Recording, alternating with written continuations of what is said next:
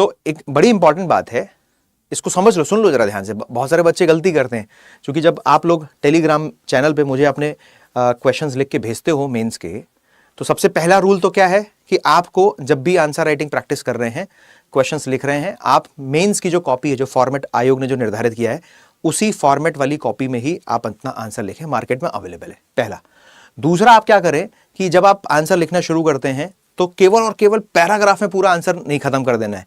200 words का question है, पता चला 200 वर्ड्स में आपने केवल कहीं एक बार ही पैराग्राफ चेंज किया, वो तरीका गलत है। आप इंट्रोडक्शन लिखिए, फिर मेन बॉडी में आइए और मेन बॉडी में आप पॉइंट्स बनाइए। अगर फ्लो डायग्राम का स्कोप है तो फ्लो डायग्राम बनाइए। ज्योग्राफी के क्वेश्चन सॉल्व कर रहे हो, लिख रहे हो, तो मैप बनाने की प्रैक्टिस बहुत स्पीड से होनी चाहिए तुम्हारी, प्लस एडिशनल कुछ डायग्राम और तुम उसमें बना सकते हो। 125 वर्ड्स के क्वेश्चन में आपको 2 पेजेस मिलते हैं, 200 वर्ड्स के क्वेश्चन में आपको 3 पेजेस मिलते हैं, राइट।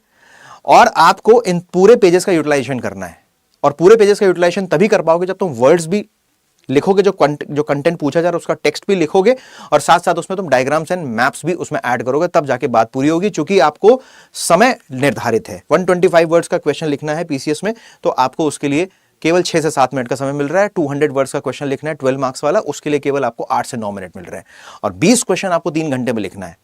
तो प्रेजेंटेशन भी अच्छा चाहिए और कंटेंट भी अच्छा चाहिए, तो स्पीड इसलिए अच्छी होनी चाहिए, प्रैक्टिस बहुत जरूरी है।